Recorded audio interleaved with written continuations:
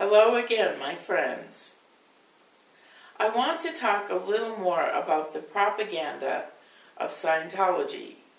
I want to share with you some of the things that I read and believed when I was in Scientology. In my book, Understanding Scientology, The Demon Cult, I wrote, "The fanatic dedication of the Scientologist doesn't happen by accident. It's carefully and systematically induced by the propaganda of Scientology, to which both the novice and seasoned Scientologists are exposed on a daily basis. Essential, therefore, to understanding both Scientology and the Scientologist is an examination of the propaganda contained in the millions of words of Hubbard on tape recordings and on printed bulletins listened to or read daily by the Scientologists." I'm going to read to you some of the things that I read and believed when I was in Scientology. In all the propaganda of Scientology, 4 lessons predominate. 1. That there is a problem. 2. That there is a solution to the problem. 3. That the solution can only be found in Scientology. And 4. What will happen if the problem isn't solved? The first problem posed by Hubbard is the imminent danger of nuclear war, and only Scientology has the potential to thwart this danger. He says, "We are the only people and the only organization on Earth which have the technology and the ambition to attempt a clarification of situations which, in other hands, are considered entirely out of control. The atomic bomb and the decay and confusion of central governments." He goes on,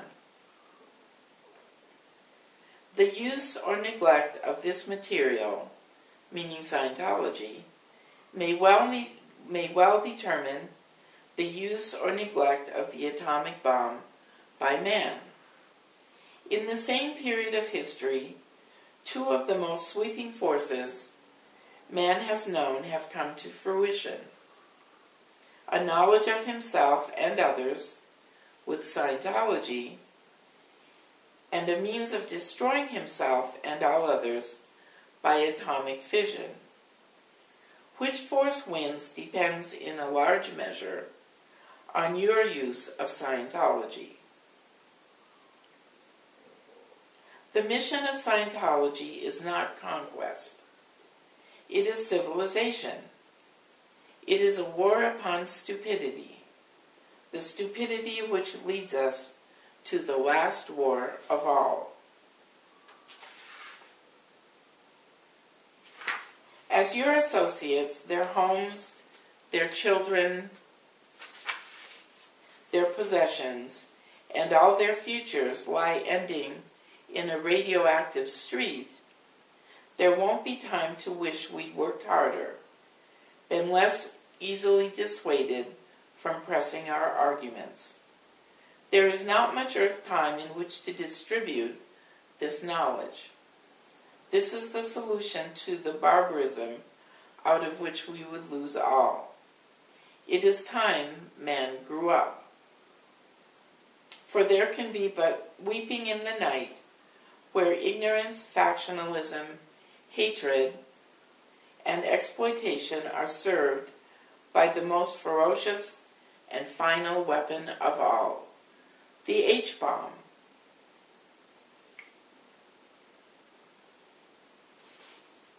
And again he says, in Keeping Scientology Working, a bulletin, he says, "In 50,000 years of history on this planet alone, man never evolved a workable system.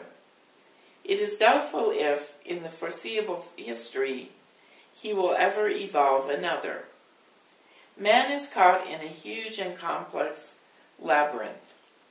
To get out of it requires that he follow the closely taped path of Scientology. Scientology will take him out of the labyrinth, but only if he follows the exact markings in the tunnels. We're free men and women, probably the last free men and women on earth. If we don't do a good job now, we may never get another chance. So we have an organization. We have a chance.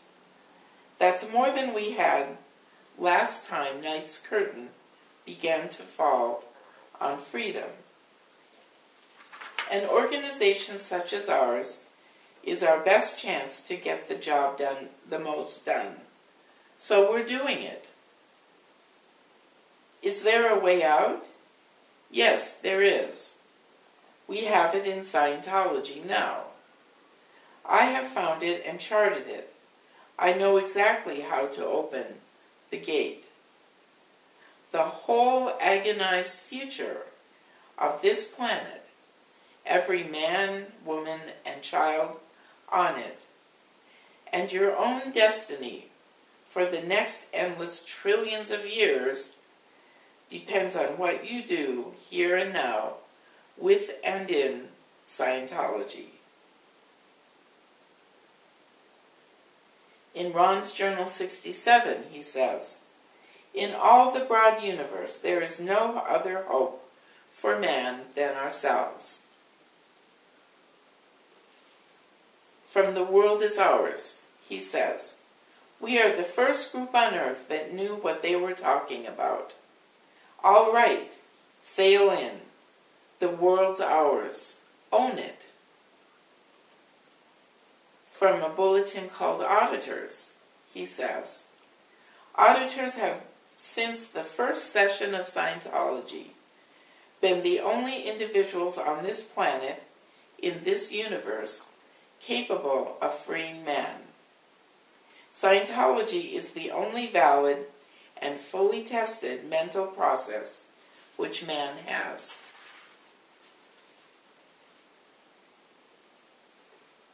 And lastly, from Keeping Scientology Working, when somebody enrolls in Scientology, consider he or she has joined up for the duration of the universe.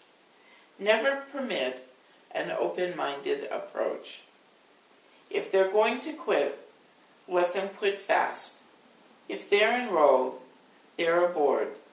And if they're aboard, they're here on the same terms as the rest of us.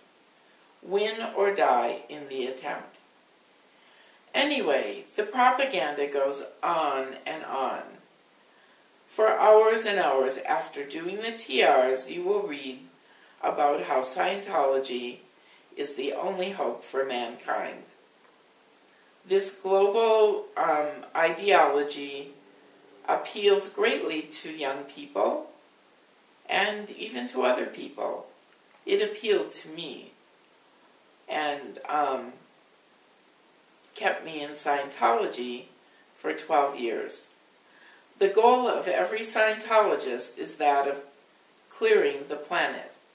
In other words, everybody on Earth will become a Scientologist.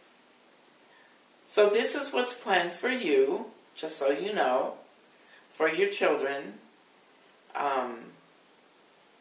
And it's up to you what you want to do about it. So this is Margery Wakefield again, signing off, hoping that you understand a little bit more now about the propaganda of Scientology. Thank you.